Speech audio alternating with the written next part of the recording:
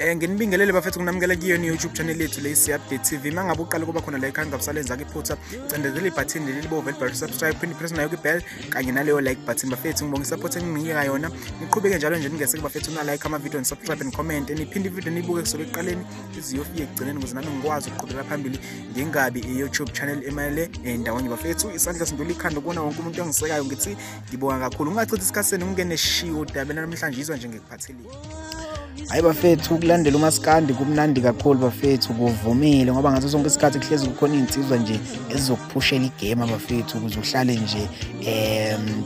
ungabhoreki bafethu uhlale nje uyibone umdlalo omuhle nje uqhubeka ke bafethu siyazi ukuthi lapha enkonjeni zokuxhumana abantu bashayisene ngamakhanda bafethu imbono ngapha nangapha emva kwenkulumo lapha yamfoka amanqela ayifake lapha nepage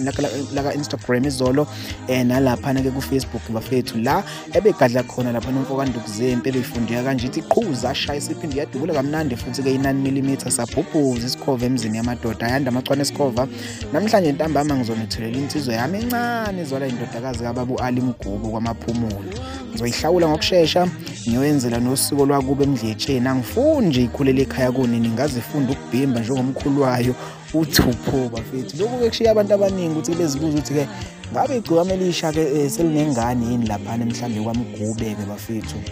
so nje kushayisana imbono nami ngifisa mina nawe ke sikhulume lapha ngenzansi comment section ukuthi ke ngabe ke beqhutshwa umdlalo noma kwenzakalani akachitha ngasikhathi bafethu baba ke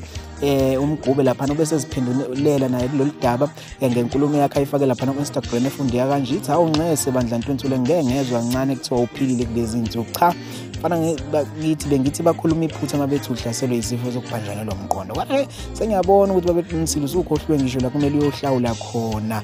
lawa amosha khona ngale 9 mm yakho yithi ngikukhumbuza ungazweduka uphambaneze la kumele uyohlawula khona amacala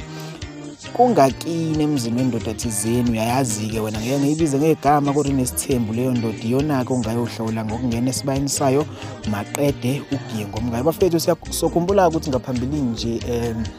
kuwavunguza lapha nodaba lokuthi ke igcwama elisha elikhulelise umfazi womuntu emva kwalenkulumo ekhishwe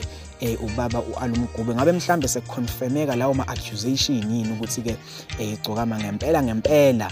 lamithisa ke lapha nomfazi womuntu bafethu ngifisa ke sikhulume lapha ngenzansi ke ku comment section usho umbono wakho ngalolu daba kanjani mina ngizokunikeza zona shisa phela qinisekisa ukuthi uyasubscribe like akusungi kuvela khona la ngithi